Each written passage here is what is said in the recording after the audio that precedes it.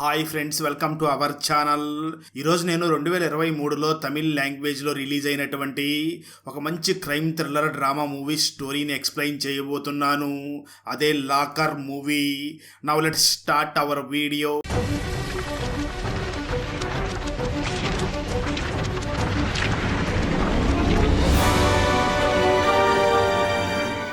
Open చేస్తే movie starting scene లోనే శ్రీధర్ మరియు అతని ఫ్రెండ్ అయినటువంటి కదీర్ ని ఒక గ్యాంగ్ కాళ్ళు చేతులు కట్టేసి వాళ్ళని కొడుతూ ఉంటారు. ఎందుకంటే శ్రీధర్ మరియు కదీర్ ఆ గ్యాంగ్ నుంచి ఏదో దొంగతనం చేసినట్లుగా ఉంటారు. అందుకే ఇద్దరిని కూడా కాళ్ళు చేతులు కట్టేసి కొడుతూ ఉంటారు. ఇక్కడే మనకు అసలు ఏం జరిగిందో చూపించడం జరుగుతుంది. స్టోరీ గతానికి వెళ్తుంది. ఒకరోజు ఒక బారులో కొంతమంది రాజకీయ నాయకులు మాట్లాడుకుంటూ త్వరలో ఎలక్షన్స్ రాబోతున్నాయి, మన నియోజకవర్గంలో డబ్బు పంచడానికి ఆ డబ్బు మొత్తాన్ని కూడా మనం పోలీసుల సహాయంతోనే మన నియోజకవర్గంలోకి తీసుకుని రావాలి. మనం కేవలం కొంత డబ్బును మాత్రమే కారు ద్వారా మన నియోజకవర్గంలోకి తీసుకుని వద్దామని మాట్లాడుతూ ఉంటారు. అయితే ఇదంతా కూడా ఆ బారు బయట నుంచి శ్రీధర్ వింటూ ఉంటాడు. నిజానికి శ్రీధర్ ఆ బారులో ఒక డివైస్ ని సెట్ చేసి ఆ డివైస్ సహాయంతో వాళ్ళు మాట్లాడుకుంటున్నది మొత్తం వింటూ ఉంటాడు. ఈ శ్రీధర్ కి ఒక టీం ఉంటుంది. ఆ టీమ్ లో శ్రీధర్ అన్నయ్య అయినటువంటి వెంకటేష్, అలాగే తన ఫ్రెండ్ అయినటువంటి కదీర్ ఉంటాడు. వీళ్ళ ముగ్గురు కలిసి చిన్న చిన్న స్కామ్లు చేస్తూ ఉంటారు. అప్పుడు శ్రీధర్ తన అన్నయ్య వెంకటేష్ ని మరియు కదీర్ ని చూసి వీళ్ళు కారులో కొంత డబ్బుని ఇక్కడికి తీసుకుని వస్తారు.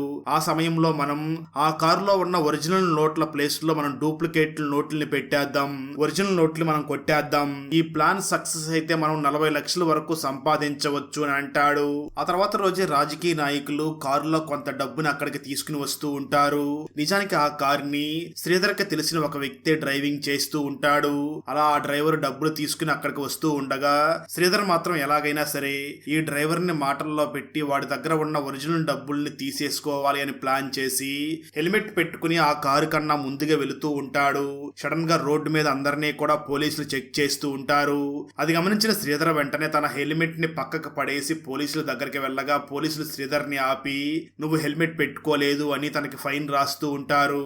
దాంతో శ్రీధర్ మాత్రం ఆ పోలీసుని ప్లీజ్ వదిలేయండి అని అంటూ ఉంటాడు.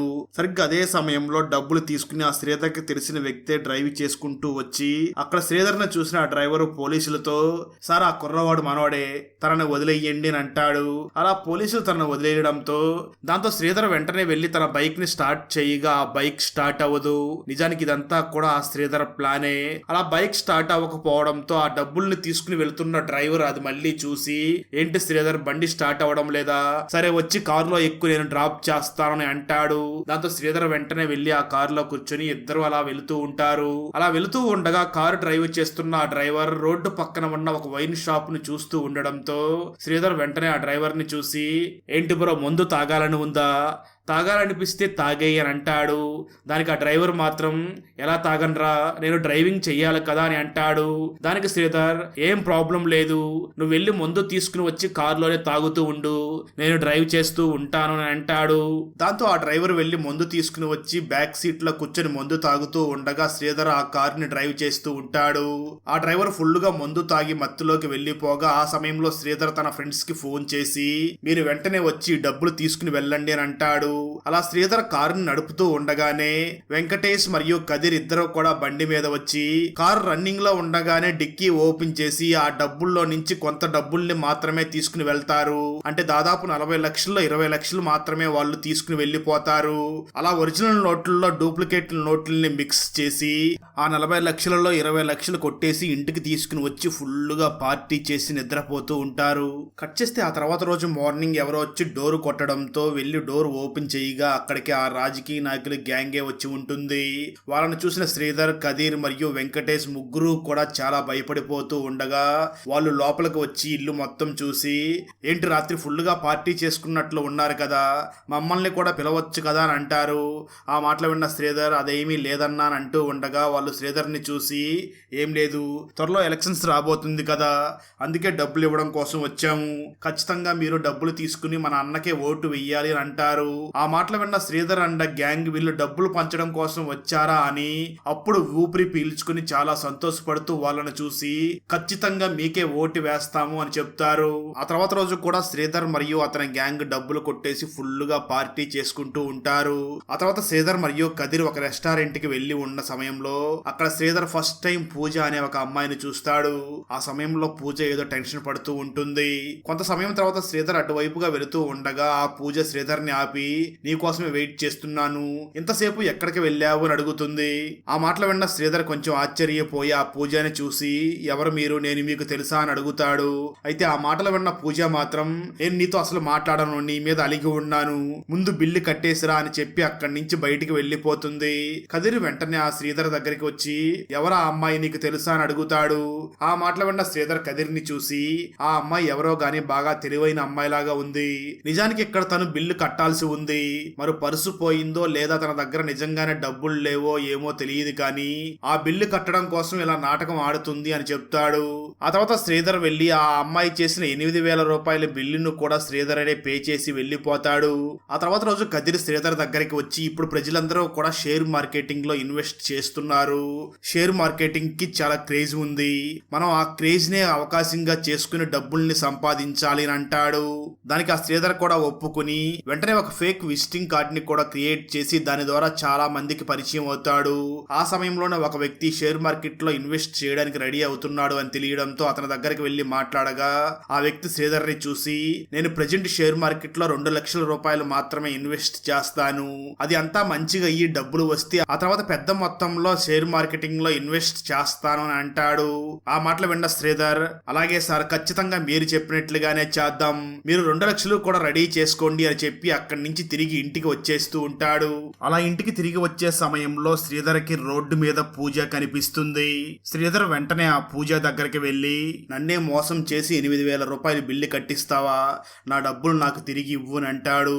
దాంతో పూజ శ్రీధర్ ని చూసి సారీ సార్, తప్పైపోయింది, నిజానికి ఆ రోజు మా ఫ్రెండ్స్ కలిసి ఒక పందెం వేసుకున్నాం, ఎవరైతే ఆ రెస్టారెంట్ లో తక్కువ తింటారో వాళ్ళే బిల్ పే చెయ్యాలి అని ఒక పందెం వేసుకున్నాం, ఆ పందెంలో నేను ఓడిపోయాను, నేను చాలా తక్కువ తినడంతో ఆ రోజు నేనే బిల్ పే చేయాల్సి వచ్చింది, అందుకే ఏం చెయ్యాలో తెలియక అలా చేసి వచ్చేసాను, ప్లీజ్ నన్ను క్షమించండి, మీ డబ్బులు మీకు తిరిగి ఇచ్చేస్తాను అని అంటుంది. అయితే ఆ మాటలు విన్న శ్రీధర్ ఆ పూజని చూసి సరే ముందు నీ ఫోన్ నెంబర్ ఇవ్వు అని అంటాడు. మీ డబ్బులు ఇచ్చేస్తానన్నా కదా, ఎందుకు ఫోన్ నెంబర్ అని అడగ్గా శ్రీధర్ వెంటనే పూజని చూసి ఏమో ఈసారి కూడా నిన్ను ఎలా నమ్మాలి, నువ్వు మళ్ళీ మోసం చేయవచ్చేమో అని తన దగ్గర వెంటనే ఫోన్ నెంబర్ తీసుకుని అక్కడి నుంచి చాలా ఆనందంగా వెళ్లిపోతాడు. ఆ తర్వాత శ్రీధర్ తన ఫ్రెండ్ కదిర్తో మాట్లాడుతూ పెద్ద మనిషి షేర్ మార్కెటింగ్ లో 2 లక్షలు పెట్టడానికి రెడీ అయ్యాడు కదా, ముందు మనం అతని దగ్గర నుంచి 2 లక్షలు తీసుకుందాం, ఆ తర్వాత ఆ 2 లక్షలకి బదులుగా 4 లక్షలు అతనికి ఇద్దాం, అప్పుడు అతను ఈసారి 10 లక్షలు కానీ 20 లక్షలు కానీ పెడతాడు, అప్పుడు ఆ డబ్బుల్ని మనం మోసం చేద్దామని డిసైడ్ అవుతారు. ఆ వెంటనే ప్లాన్ ప్రకారంగా కదిర్ మరియు శ్రీధర్ ఆ షేర్ మార్కెటింగ్ లో డబ్బులు పెడతా అన్న ఆ అంకుల్ దగ్గరికి వెళ్లి 2 లక్షలు తీసుకుంటారు. కట్ చేస్తే 10 రోజుల తర్వాత తిరిగి మళ్ళీ ఆ అంకుల్ దగ్గరికి వెళ్లి సార్ మీరు చెప్పినట్లుగానే మేము 2 లక్షల్ని 10 రోజుల్లో 4 లక్షలు చేశాము అని అతనికి డబ్బులు ఇస్తారు. దాంతో 10 రోజుల్లో 2 లక్షల్ని 4 లక్షలు చేసి శ్రీధర్ అండ్ టీం చూపించడంతో అది చూసిన రమణ్ అంకుల్ చాలా ఆశ్చర్యపోయి వాటిని చూస్తూ ఉంటాడు. శ్రీధర్ మరియు కదిర్ మాత్రం ఈ రమణ్ అంకుల్ ఈసారి ఖచ్చితంగా పెద్ద అమౌంట్ ఇస్తాడు, ఆ అమౌంట్ ని మనం కొట్టేద్దామని ప్లాన్ చేసుకుంటూ ఉంటారు. అయితే ఆ రమణ్ అంకుల్ మాత్రం శ్రీధర్ మరియు కదిర్ ని చూసి ఇప్పుడు నా దగ్గర ఇంకా డబ్బులు లేవు, ఇంకా నేను ఇన్వెస్ట్మెంట్ చెయ్యను అని అంటాడు. దాంతో శ్రీధర్ చాలా అవాక్ అయ్యి అదేంటి అంకుల్ మీ దగ్గర చాలా డబ్బులు ఉన్నాయి, వాటిని కూడా ఇన్వెస్ట్ చేస్తామన్నారు కదా అని అంటాడు. దాంతో ఆ రమణ్ శ్రీధర్ మరియు కదిర్ ని చూసి అవును నా దగ్గర డబ్బులు ఉన్నాయి, అన్నట్లు నాకు అప్పులు కూడా చాలా ఎక్కువగా ఉన్నాయి, ఈ షేర్ మార్కెటింగ్ అనేది ఒక జోదం లాంటిది, దాన్ని మనం ఎక్కడ ఆపాలో తెలిసి ఉండాలి, నేను ఇక్కడే ఆపేస్తున్నాను అని చెప్పి అక్కడి నుంచి వెళ్లిపోతాడు. దాంతో కదిర్ వెంటనే శ్రీధర్ ని చూసి ఇదేంటి శ్రీధర్, మనం తనను మోసం చేద్దాం అనుకుంటే ఫైనల్ గా ఆ అంకులే మనల్ని మోసం చేశాడు అని అంటూ ఉంటాడు. దాంతో ఆ తర్వాత శ్రీధర్ మరియు కదిర్ ఆ ఇన్వెస్ట్మెంట్ గురించి చాలా మందికి చెప్తూ ఉంటారు కానీ ఎవరో కూడా అంత ఇంట్రెస్ట్ చూపించరు. అలాంటి సమయంలోనే ఒక రోజు ఆడిటర్ వీళ్ళ దగ్గరకు వచ్చి శ్రీధర్ ని చూసి బాబు మీ ఇన్వెస్ట్మెంట్ గురించి నేను తెలుసుకున్నాను, మీ దగ్గర డబ్బులు కడితే చాలా ఎక్కువ వస్తుందని విన్నాను, అది ఎలా సాధ్యం అని అడుగుతాడు. దాంతో శ్రీధర్ ఆ ఆడిటర్ ని చూసి సార్ మాకు ఇన్సైడ్ నుంచి ఒక ఇన్ఫర్మేషన్ దొరుకుతుంది, దాని వల్లనే మేము ఇలా విజయవంతంగా నడపగలుగుతున్నాము అని అంటాడు. దాంతో ఆడిటర్ వాళ్ళని చూసి, సరే బాబు, నేను కూడా మీ దగ్గర ఒక 2 లక్షలు ఇస్తాను అని చెప్పడంతో శ్రీధర్ మరియు కదిర్ ఓకే సార్ అని చెప్పి ఆ ఆడిటర్ దగ్గర నుంచి 2 లక్షలు తీసుకుని అక్కడి నుంచి వెళ్ళిపోతారు.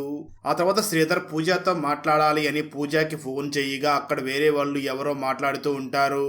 అప్పుడే శ్రీధర్కి పూజ మళ్ళీ తనకి రాంగ్ నెంబర్ ఇచ్చింది అని అర్థమవుతుంది.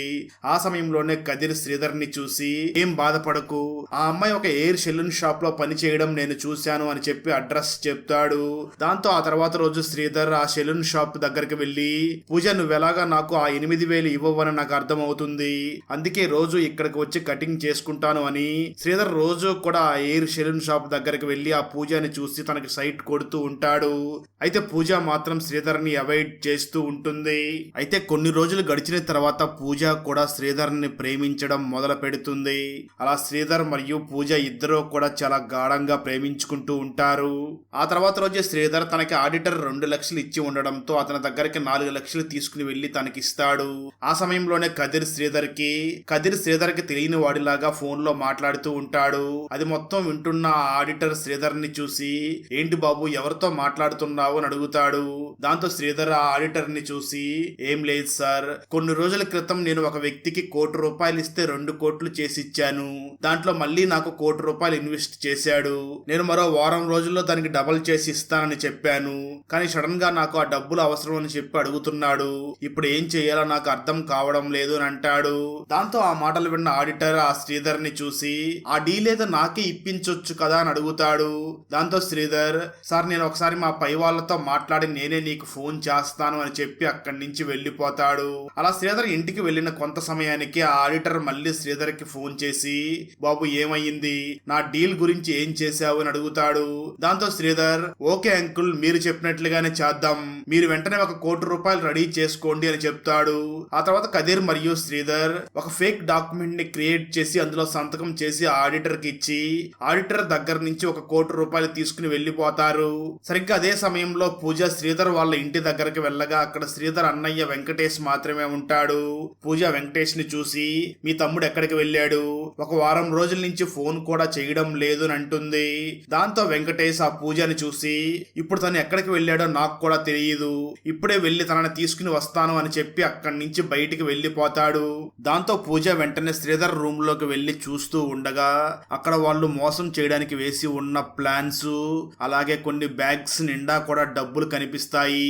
ఇదంతా చూసిన పూజ ఈ శ్రీధర్ అండ్ గ్యాంగ్ ఏదో తప్పు చేస్తున్నారు అని అనుకుంటూ ఉంటుంది. సరిగ్గా అదే సమయంలో శ్రీధర్ అక్కడికి వస్తాడు. పూజ శ్రీధర్ ని చూసి, నువ్వు తప్పు చేస్తున్నావా అని అడుగుతుంది. శ్రీధర్ కూడా అవును, నేను తప్పు చేస్తున్నాను అని అంటాడు. పూజ మాత్రం ఆ శ్రీధర్ ని చూసి, ఇంకెప్పుడూ కూడా నువ్వు నాకు కనిపించకు అంటూ అక్కడి నుంచి చాలా బాధపడుతూ వెళ్ళిపోతుంది. దాంతో ఆ తర్వాత రోజు శ్రీధర్ పూజ దగ్గరికి వెళ్ళి, నిజమే, నేను చాలా తప్పులు చేశాను, ఇక మీదట ఆ తప్పులు చెయ్యను అని అంటాడు. అయితే పూజ మాత్రం తనని నమ్మకపోవడంతో శ్రీధర్ వెంటనే వాళ్ళు ఆడిటర్ ని మోసం చెయ్యాలి అని ₹1,00,00,000 తీసుకుని వచ్చి ఉంటారు కదా, ఆ డబ్బుల్ని వెంటనే తీసుకుని వెళ్ళి ఆ ఆడిటర్ కి ఇచ్చి వచ్చేస్తాడు. ఆ విషయం తెలుసుకున్న కదిర్ ఆ శ్రీధర్ ని చూసి, అరే నువ్వు ఏం చేస్తున్నావు, ఇదంతా ఒక అమ్మాయి కోసం చేస్తున్నావా, మనం ఇంతకు ముందు ఎంత మంచిగా బ్రతికే వాళ్ళం, ఇప్పుడు ఇలా మంచిగా మారిపోతే మనం ఎలా బ్రతకగలం అని అంటూ ఉంటాడు. శ్రీధర్ మాత్రం ఆ కదిర్ని చూసి, మనం ఇంతకాలం ఏదో ఒకలా బ్రతికిపోయాం, కానీ ఇక నుంచి అలా కుదరదు, నేను ఆ పూజని చాలా ప్రేమిస్తున్నాను, మనం కూడా ఇక మీదట చాలా మంచిగా బ్రతకాలి అని అంటూ ఉంటాడు. సరిగ్గా అదే సమయంలో ఇది మొత్తం వింటున్న పూజ అక్కడికి వచ్చి ఆ శ్రీధర్ ని హగ్ చేసుకుంటుంది. ఆ తర్వాత రోజు శ్రీధర్ మరియు పూజ ఇద్దరు కూడా ఒక కాఫీ షాప్ లో ఉండగా వీళ్ళిద్దరినీ కూడా ఆ ఆడిటర్ అబ్జర్వ్ చేస్తూ ఉంటాడు. అది గమనించిన పూజ శ్రీధర్ తో మాట్లాడుతూ, నువ్వు ఎవరి దగ్గర అయితే మోసం చేద్దామని ₹1,00,00,000 తీసుకున్నావో ఆ ఆడిటర్ నిన్నే చూస్తున్నాడు, నువ్వు మాత్రం వెనక్కి తిరిగి చూడకు అని అంటూ ఉంటుంది. కొంతసేపటి తర్వాత వీళ్ళని అబ్జర్వ్ చేస్తున్న ఆడిటర్ మరొక వ్యక్తితో మాట్లాడుతూ ఉండగా అది చూసిన పూజ ఒక్కసారిగా షాక్ అవుతుంది. అది గమనించిన శ్రీధర్ వెంటనే పూజని చూసి, ఏంటి పూజ, ఆ ఆడిటర్ ఎవరితో మాట్లాడుతున్నాడో ఆ వ్యక్తి నీకు తెలుసా అని అడుగుతాడు. దానికి పూజ సమాధానం చెప్తూ, తెలుసు, అతని పేరు చక్రవర్తి, అతను మా నాన్నని చాలా మోసం చేశాడు, అతని వల్ల మా నాన్నకి చాలా ₹1,00,00,000 నష్టం వచ్చింది, అందుకే మా ఫ్యామిలీ ఇలా అయిపోయింది, అతను చేసిన మోసం వల్లనే మా నాన్న ఆ బాధను భరించలేక భరించలేక చనిపోయాడు. నేను ఎలాగైనా అతని మీద రివెంజ్ తీర్చుకోవాలి అనుకునేదాన్ని, కానీ ఇప్పుడు అతని దగ్గరికి వెళ్ళలేని స్థాయికి అతను ఎదిగిపోయాడు. శ్రీధర్, నువ్వు అతన్ని మోసం చెయ్యగలవా అని అడుగుతుంది. శ్రీధర్ వెంటనే పూజని చూసి, ఏంటి పూజ, ఎవరిని మోసం చేయకూడదు అని చెప్పే నువ్వే ఆ వ్యక్తిని మాత్రం మోసం చెయ్యాలి అని ఎందుకు అడుగుతున్నావు అని అంటాడు. దాంతో పూజ శ్రీధర్ని చూసి, మంచి వాళ్ళని మోసం చేయడం తప్పు, కానీ ఇలాంటి మోసగాళ్ళని మోసం చేయడంలో ఏమీ తప్పు లేదు, చెప్పు, నిజంగా నువ్వు తనని మోసం చేయగలవా అని అడుగుతుంది. దాంతో శ్రీధర్, ఖచ్చితంగా నేను అతనిని మోసం చెయ్యగలను అని అంటూ ఉంటాడు. సరిగ్గా అదే సమయంలో ఆ ఆడిటర్ తో మాట్లాడుతున్న చక్రవర్తి కూడా అక్కడి నుంచి కారులో వెళుతూ ఈ శ్రీధర్ మరియు పూజనే చూస్తూ అక్కడి నుంచి వెళ్లిపోతాడు. ఇక్కడ స్టోరీ ప్రెజెంట్ కి వస్తుంది. శ్రీధర్ మరియు కదిర్ ని ఒక గ్యాంగ్ పట్టుకుని వీళ్ళిద్దరూ మాత్రమే దొరికారు, వీళ్ళతో పాటు తిరిగిన అమ్మాయి మాత్రం దొరకలేదు అని అనుకుంటూ ఉంటారు. దాంతో శ్రీధర్ వాళ్ళని చూసి, ప్లీజ్ ఆ అమ్మాయికి ఏం తెలియదు, మీరు ఆ అమ్మాయిని వదిలేయండి అని అంటూ ఉంటాడు. అయినా వాళ్ళు శ్రీధర్ మాటలు పట్టించుకోకుండా అక్కడి నుంచి వెళ్లిపోవడంతో శ్రీధర్ వెంటనే అసలు ఏం జరిగిందో మళ్ళీ గుర్తు చేసుకుంటాడు. ఇక్కడ స్టోరీ మళ్ళీ గతానికి వెళ్తుంది. ముందుగా శ్రీధర్ మరియు పూజ చక్రవర్తి గురించి పూర్తిగా తెలుసుకుంటారు. నిజానికి చక్రవర్తి ఒక కంపెనీలో సాధారణమైన జాబ్ లో జాయిన్ అయి ఉంటాడు. కొన్ని రోజుల తర్వాత ఆ కంపెనీ మూతబడిపోతూ ఉండగా చక్రవర్తి ఆ కంపెనీకి సంబంధించిన ఫైల్స్ మొత్తం చదివి వెంటనే మేనేజర్ దగ్గరికి వెళ్ళి, సార్, మన కంపెనీలో మనం చిన్న తప్పు చేస్తే మన కంపెనీని మళ్ళీ తిరిగి నిలబెట్టవచ్చు అని అంటాడు. ఆ మాటలు విన్న మేనేజర్ మాత్రం అలా చేయడం తప్పు కదా అని అనగా, దానికి ఆ చక్రవర్తి మాట్లాడుతూ, అలా చేయకపోతే మన కంపెనీయే నాశనం అయిపోతుంది అని అంటాడు. దాంతో అప్పుడు మేనేజర్, సరే అయితే నువ్వు చెప్పినట్లుగానే చేద్దామని చెప్పి అలా చేయడంతో ఆ కంపెనీ తిరిగి మళ్ళీ లాభాల్లో నడవడం మొదలు పెడుతుంది. దాంతో చక్రవర్తి చేసిన పనికి చాలా హ్యాపీగా ఫీల్ అయిన మేనేజర్ చక్రవర్తికి ఒక కారుని గిఫ్ట్ గా ఇస్తాడు. అలా చక్రవర్తి ఆ కారులో ఆఫీస్ కు వచ్చి తన పని చేసుకుంటూ ఉండగా ఆ మేనేజర్ చక్రవర్తి వర్క్ ను చూసి తన కూతుర్ని కూడా చక్రవర్తికి ఇచ్చి పెళ్లి చేస్తాడు. ఆ విధంగా మేనేజర్ ఆస్తి మొత్తం కూడా చక్రవర్తికి వస్తుంది. అప్పటి నుంచి చక్రవర్తి ఆ కంపెనీ ద్వారా చాలా ఇల్లీగల్ పనులు కూడా చేయడం మొదలు పెడతాడు. అయితే చక్రవర్తి దగ్గర ఎవరు చిన్న మోసం చేసిన వాళ్ళ ప్రాణాలు కూడా తీసేస్తూ ఉంటాడు. అలా చక్రవర్తి గురించి మొత్తం తెలుసుకోవడంతో కదిరి వెంటనే శ్రీధర్ని చూసి, ఇది చాలా డేంజర్ గా ఉంది, మనం ఈ విషయంలోకి ఇన్వాల్వ్ అవ్వద్దు అని అంటాడు. ఆ మాటలు విన్న పూజ వెంటనే శ్రీధర్ని చూసి, మీరు అనవసరంగా నా కోసం చిక్కుల్లో పడవద్దు, ఇదంతా నా సమస్యే కాబట్టే నేనే చూసుకుంటాను అని అంటుంది. ఆ మాటలు విన్న వెంకటేష్ వెంటనే పూజారి చూసి, ఏంటమ్మా నువ్వు మమ్మల్ని దూరం పెట్టేస్తున్నావు, ఇప్పుడు మనమంతా ఒకటే కదా, నీకు సమస్య వచ్చిందంటే మాకు కూడా సమస్య వచ్చినట్లే, అంటే ఇప్పుడు ఆ చక్రవర్తి నీకు ఒక్కడికే శత్రువు కాదు, మాకు కూడా శత్రువే అని అంటాడు. ఫైనల్ గా కదీర్ కూడా ఆ చక్రవర్తిని మోసం చేయడానికి రెడీ అవుతాడు. అలాంటి సమయంలోనే శ్రీధర్ అంటే గ్యాంగ్ కి చక్రవర్తి బట్టల గోడౌన్ లో మరి దేన్నో ఎక్స్పోర్ట్ చేస్తున్నారు అని తెలుస్తుంది. ఆ తర్వాత రోజు పూజ శ్రీధర్ ని కలిసి, ఈ చక్రవర్తి ఒక చోట నుంచి బట్టలు తయారు చేయడం కోసం నూలు కొంటున్నాడు, కానీ తను కొన్న నూలు 10 కోట్ల విలువ ఉంటుంది, కానీ తను ఎందుకు 60 కోట్లు వాళ్ళకి చెల్లిస్తున్నాడు, అంటే తన నూలుతో పాటు మరేదో దిగుమతి చేసుకుంటున్నాడు, అదేమిటో మనం తెలుసుకోవాలి అని అంటుంది. ఆ తర్వాత రోజే కదీర్ ఆ చక్రవర్తి ఫ్యాక్టరీలో ఏం జరుగుతుందో తెలుసుకోవడం కోసం సీసీటీవీ కెమెరా రిపేర్ చేసే వ్యక్తి లాగా అక్కడికి వెళ్తాడు. అక్కడ వెళ్లి సీసీటీవీ కెమెరాని రిపేర్ చేస్తూ ఉండగా అక్కడ ఉన్న ఒక బాక్స్ లో చుట్టూ బట్టలు పెట్టి మధ్యలో గోల్డ్ బిస్కెట్లు పెట్టి ఉంటారు. అది చూసిన కదీర్, అంటే వీళ్ళు బట్టలతో పాటు గోల్డ్ బిస్కెట్లని కూడా స్మగ్లింగ్ చేస్తున్నారు అని అర్థం చేసుకుంటాడు. సరిగ్గా అదే సమయంలో అక్కడ వర్క్ చేస్తున్న ఒక వర్కర్, ఇక్కడ సీసీటీవీ ఇప్పుడు పని చేయడం లేదు అని ఒక గోల్డ్ బిస్కెట్ ని తన దొంగతనం చేస్తాడు. అయితే అప్పటికే సీసీటీవీ వర్క్ అవుతూ ఉండడంతో అది గమనించిన చక్రవర్తి అక్కడికి వచ్చి, ఏంటి నువ్వు నా దగ్గరే గోల్డ్ బిస్కెట్ ని దొంగతనం చేస్తున్నావా అని అంటాడు. దాంతో ఆ వర్కర్ చాలా భయపడిపోతూ, అన్న తప్పైపోయింది, నన్ను క్షమించు అని చెప్పి అక్కడి నుంచి పారిపోతూ ఉంటాడు. అయితే చక్రవర్తి వెంటనే తనని గన్ తో షూట్ చేసి చంపేయడంతో ఇది చూసిన కదిర్ చాలా భయపడిపోతూ అతి కష్టం మీద అక్కడి నుంచి శ్రీధర్ దగ్గరికి వచ్చి, ఆ చక్రవర్తి బట్టలతో పాటు గోల్డ్ బిస్కెట్లని కూడా స్మగ్లింగ్ చేస్తున్నాడు అని అంటాడు. ఆ మాటలు విన్న శ్రీధర్ చక్రవర్తి ఆ గోల్డ్ మొత్తాన్ని ఎక్కడ దాస్తున్నాడో అని ఆలోచిస్తూ ఉంటాడు. అప్పుడే పూజ శ్రీధర్ మరియు కదీర్ ని చూసి, ఆ చక్రవర్తికి ఒక గెస్ట్ హౌస్ ఉంది, అక్కడ నిజానికి చక్రవర్తి ఉండడు. కానీ ఆ గెస్ట్ హౌస్ చుట్టూ కూడా చాలా సెక్యూరిటీ ఉంటుంది. అంటే ఖచ్చితంగా అక్కడే గోల్డ్ బిస్కెట్ని దాస్తున్నట్లు ఉన్నాడు అని అంటుంది. ఆ తర్వాత పూజ అందరినీ చూసి మనం ఆ గెస్ట్ హౌస్ కి పక్కన ఉన్న ఇంటిని రెంట్ కి తీసుకుందాం, అక్కడి నుంచి ఆ గెస్ట్ హౌస్ లో జరుగుతున్న విషయాలన్నీ కూడా బాగా అబ్జర్వ్ చేద్దాం. అయితే ఆ గెస్ట్ హౌస్ లో ఎలాంటి లాకర్ ఉందో దాన్ని ఎలా ఓపెన్ చేయాలో మనకి తెలియదు కదా అని అంటుంది. అప్పుడు శ్రీధర్ పూజని చూసి మా అన్నయ్యకి ఎలాంటి లాకర్ నైనా ఓపెన్ చేయడం తెలుసు, ఆ విషయంలో మా అన్నయ్య చాలా ఎక్స్పర్ట్ అని అంటాడు. అప్పుడు వెంకటేష్ కూడా పూజని చూసి 10 సంవత్సరాల క్రితం వచ్చిన ఏ లాకర్ నైనా నేను ఓపెన్ చేయగలను, కానీ ఆ తర్వాత వచ్చిన లాకర్లలో చాలా టెక్నాలజీని వాడుతున్నారు, వాటిని ఓపెన్ చేయడం మాత్రం నాకు రాదు అని అంటాడు. అప్పుడు పూజ కొత్తగా వచ్చిన లాకర్స్ ని ఎలా తయారు చేస్తున్నారో అందరికీ కూడా తను ఎక్స్ప్లెయిన్ చేస్తూ ఉంటుంది. ఈ లాకర్ ని 40 సెకండ్లో ఓపెన్ చేసి 40 సెకండ్లో తిరిగి వచ్చేయాలి, అంటే మొత్తం 80 సెకండ్లో పని మొత్తం పూర్తవ్వాలి. అలా కాకపోతే లాకర్ రూమ్ మొత్తం లాక్ అయిపోతుంది, అదే విధంగా అలారం కూడా మోగుతుంది అని అంటుంది. దాంతో శ్రీధర్, కదీర్, వెంకటేష్, ఆ పూజ అందరూ కలిసి 40 సెకండ్ల లోపల ఎలా పూర్తి చెయ్యాలి అని చాలా ప్రాక్టీస్ చేస్తారు. ఆ తర్వాత శ్రీధర్ అండ్ గ్యాంగ్ మనం ఆ గెస్ట్ హౌస్ లోకి వెళ్ళాలి అంటే చుట్టూ సెక్యూరిటీ ఉంది, మనం ఆ గెస్ట్ హౌస్ లోకి వెళ్ళడానికి ఒకే ఒక్క మార్గం, మనం ఈ ఇంట్లో నుంచి ఆ ఇంట్లోకి కింద అండర్ గ్రౌండ్ లో ఒక సొరంగం తవ్వే లోపలికి వెళ్ళాలి అని ఆ సొరంగం తవ్వే పనిని కూడా స్టార్ట్ చేస్తారు. ఆ సమయంలో పూజ వచ్చి శ్రీధర్ ని హగ్ చేసుకుని నాకు ఆ చక్రవర్తి మీద పగ తీర్చుకోవడమే నా మెయిన్ ఉద్దేశం, కానీ మనం ఇప్పుడు వాడి దగ్గర ఉన్న బంగారాన్ని కొట్టేస్తే వాడికి చిన్న లాస్ మాత్రమే అవుతుంది, నేను ఎలా అతని మీద పగ తీర్చుకోగలను అని అంటుంది. ఆ మాటలు విన్న శ్రీధర్ వాడి మీద ఎలా పగ తీర్చుకోవాలో నాకు తెలుసు, నువ్వు చూస్తూ ఉండు అని అంటాడు. ఫైనల్ గా వాళ్ళు సొరంగ మార్గాన్ని కూడా పూర్తి చేసి మొదటగా శ్రీధర్ మరియు వెంకటేష్ ఆ గెస్ట్ హౌస్ లోకి వెళ్ళాలి అనుకుని అక్కడికి వెళ్తారు. అనుకున్నట్లుగానే అక్కడికి వెళ్లి 40 సెకండ్స్ లోపలే ఆ లాకర్ ని ఓపెన్ చేసేస్తారు. అక్కడ ఉన్న బంగారాన్ని చూసి నిజంగా ఆశ్చర్యపోయి ఎక్కువ టైం లేదు కాబట్టి బంగారం మొత్తం కూడా బ్యాగ్ లో సర్దేస్తూ ఉంటారు. మరో పక్క సమయం అయిపోతూ ఉంటుంది.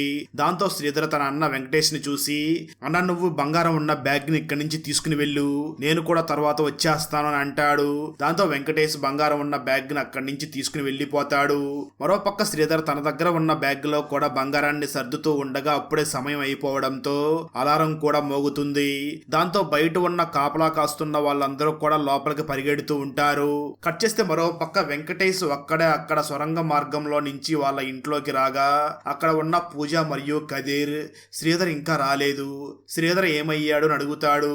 వెంకటేష్ మాత్రం వాళ్ళను చూసి నేను మాత్రమే రాగలిగాను, తమ్ముడు వాళ్ళకు దొరికిపోయాడు అని చెప్పడంతో వాళ్ళు చాలా బాధపడుతూ ఉంటారు. సరిగ్గా అదే సమయంలో శ్రీధర్ కూడా అక్కడికి వచ్చేస్తాడు.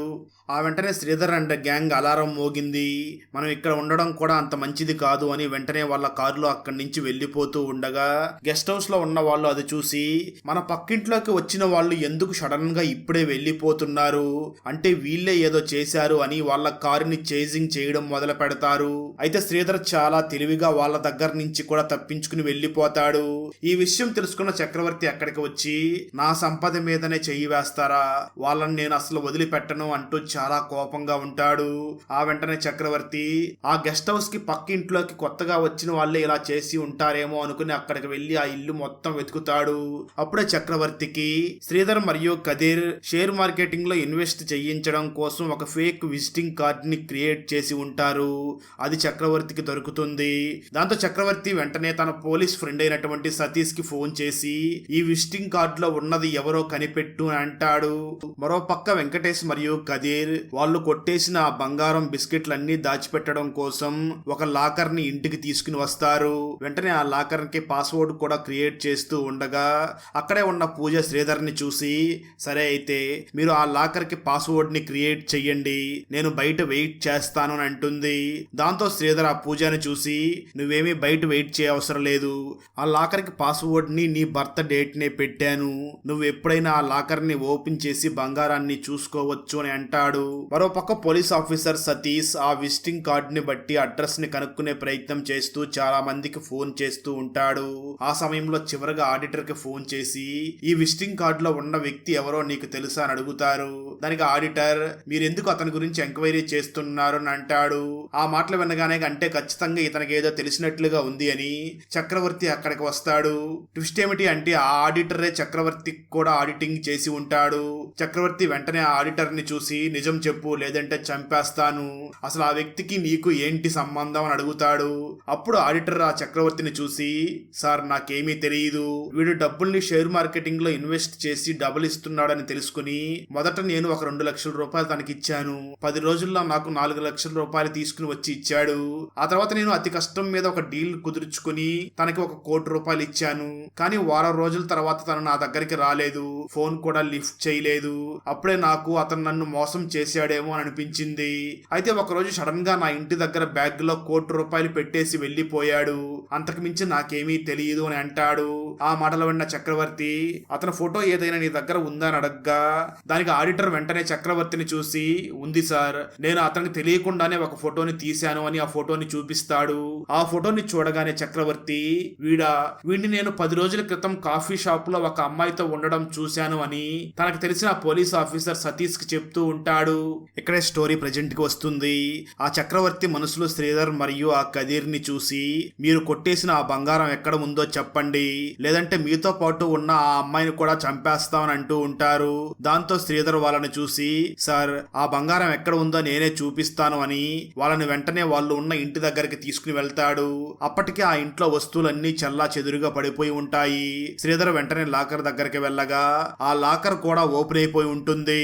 దాంతో శ్రీధర్ ఆ చక్రవర్తిని చూసి, సార్ ఇక్కడే ఆ బంగారాన్ని దాచిపెట్టాం, అది ఎవరు తీసేశారో నాకు తెలియదు అని అంటాడు. దాంతో చక్రవర్తి శ్రీధర్ మరియు కదీర్ ని బాగా కొడుతూ ఉండగా అప్పుడే అక్కడికి సతీష్ వస్తాడు.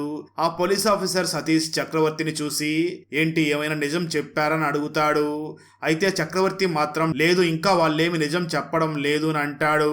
దాంతో పోలీస్ ఆఫీసర్ సతీష్ వెంటనే శ్రీధర్ దగ్గరికి వచ్చి, శ్రీధర్ ఆ బంగారాన్ని ఏం చేసావో నిజం చెప్పు, లేదంటే నీ ఫ్రెండ్ కదీర్ ని చంపేస్తాను అంటూ గన్ను బయటికి తీయడంతో శ్రీధర్ చాలా భయపడిపోయి ఆ పోలీస్ ఆఫీసర్ సతీష్ ని చూసి, సార్ ఆ బంగారాన్ని కొట్టేసింది నేనే, ఆ బంగారాన్ని అక్కడ తీసుకుని వచ్చి లాకర్ లో పెట్టాను, ఆ తర్వాత ఏమైందో నాకు నిజంగా తెలియదు అని అంటాడు. అప్పుడు సతీష్ వెంటనే గన్ను తీసుకుని ఆ కదీర్ ని షూట్ చేస్తాను అన్నట్లుగా ముందుకు వెళ్లి సడన్ గా అక్కడ ఉన్న ఆడిటర్ ని షూట్ చేస్తాడు. దాంతో అక్కడ ఉన్న వాళ్ళందరూ కూడా షాక్ అవుతారు. చక్రవర్తి కూడా ఆ పోలీస్ ఆఫీసర్ సతీష్ ని చూసి, ఏమైందిరా సడన్ గా వాడిని ఎందుకు షూట్ చేసావు అని అంటాడు. దాంతో సతీష్, సార్ మీరు ఉండండి నిజం చెప్పిస్తాను అంటూ ఆ ఆడిటర్ని చూసి, ఆడిటర్ గారు నిన్ను నేను ఎందుకు షూట్ చేశానో వీళ్ళందరికీ చెప్పు అని అంటాడు. ఇక్కడే ఒక ట్విస్ట్ రివీల్ అవుతుంది. నిజానికి ఆ ఆడిటర్ ఎవరో కాదు, ఆ ఆడిటర్ని కూడా చక్రవర్తి మోసం చేసి ఉండడంతో ఎలాగైనా ఆ చక్రవర్తి మీద పగ తీర్చుకోవాలి అని ఆ చక్రవర్తి దగ్గరే ఆడిటర్ గా జాయిన్ అయి ఉంటాడు. ఆడిటర్ వెంటనే ఆ చక్రవర్తిని చూసి, నేనే నీ గోల్డ్ బిస్కెట్లను మొత్తం దొంగతనం చేశాను అని అంటాడు. దాంతో చక్రవర్తి ఆడిటర్ బాగా కొట్టి ఆ తర్వాత శ్రీధర్ దగ్గరికి వచ్చి, మీరిద్దరూ కలిసి ఇలా చేశారా అని అంటూ శ్రీధర్ ని కూడా కొడుతూ ఉంటాడు. అప్పుడు పోలీస్ ఆఫీసర్ సతీష్ మాట్లాడుతూ, ఆ శ్రీధర్ కి ఏమీ తెలియదు, వాడు ఆ అమ్మాయి చేతిలో మోసపోయాడు, వాడు ఒక అమాయకుడు అని అంటాడు. ఆ మాటలు విని వెంకటేష్ మరియు కదీర్ అందరూ కూడా అమ్మాయి చేతిలో మోసపోయాడా అని ఆశ్చర్యంగా చూస్తూ ఉంటారు. అప్పుడే పోలీస్ ఆఫీసర్ సతీష్ మరొక ట్విస్ట్ ని కూడా రివీల్ చేస్తాడు. అదేమిటి అంటే, ఈ శ్రీధర్ ని ప్రేమించిన ఆ పూజ మరెవరో కాదు, ఆ ఆడిటర్ కూతురు అని తెలుస్తుంది. దాంతో శ్రీధర్, వెంకటేష్ మరియు కదీర్ అందరూ కూడా షాక్ అవుతారు. ఆ మాటలు విన్న శ్రీధర్, నన్ను ఆ పూజ మోసం చేసిందా అని చాలా బాధపడుతూ ఉంటాడు. నిజానికి ఇదంతా కూడా ఆ పోలీస్ ఆఫీసర్ సతీష్ కి ఎలా తెలిసి ఉంటుంది అంటే, ఆ పోలీస్ ఆఫీసర్ సతీష్ శ్రీధర్ గురించి ఎంక్వైరీ చేసే సమయంలోనే ఈ శ్రీధర్ కి మరియు ఆడిటర్ కి మధ్య ఏమైనా సంబంధం ఉందేమో అని వెంటనే తన గురించి కూడా ఎంక్వైరీ చేస్తూ ఆడిటర్ ఇంటికి వెళ్లి బాగా చెక్ చేస్తూ ఉంటాడు. అప్పుడే పోలీస్ ఆఫీసర్ సతీష్ కి అక్కడ 2 ఫ్లైట్ టికెట్స్ ని చించేసి ఉండడం కనిపిస్తుంది. అవి ఎవరెవరివి అంటే, ఆడిటర్ కి మరియు తన కూతురు పూజకి అక్కడ ఫ్లైట్ టికెట్స్ ని బుక్ చేసి ఉంటాడు. దాన్ని చూసిన పోలీస్ ఆఫీసర్ సతీష్ కి, అంటే ఆ పూజ మరెవరో కాదు, ఆడిటర్ కూతురు, వీళ్ళిద్దరు కలిసి ఇదంతా చేస్తున్నారు అని తెలుసుకుని ఉంటాడు. దాంతో చక్రవర్తి వెంటనే పోలీస్ ఆఫీసర్ సతీష్ దగ్గర ఉన్న గన్ను తీసుకుని వాళ్ళని షూట్ చేయబోతూ ఉండగా సతీష్ ఆ చక్రవర్తిని ఆపి, ఇప్పుడు వీళ్ళని షూట్ చేయకూడదు, మనకు ఆ అమ్మాయి ఎక్కడ ఉందో తెలియాలి, అప్పటి వరకు నువ్వు సైలెంట్ గా ఉండు అనే చక్రవర్తిని అక్కడి నుంచి పక్కకి తీసుకుని వెళ్ళిపోతాడు. అక్కడే ఉన్న శ్రీధర్ మాత్రం ఆ ఆడిటర్ ని చూసి తండ్రి కూతుర్లు కలిసి నన్ను మోసం చేశారా అని చాలా కోపంగా ఆడిటర్ ని చూస్తూ ఉంటాడు. అప్పుడే ఆడిటర్ శ్రీధర్ దగ్గరికి వచ్చి తనకి కొన్ని విషయాలు చెప్పడం మొదలు పెడతాడు. స్టోరీ గతానికి వెళ్తుంది.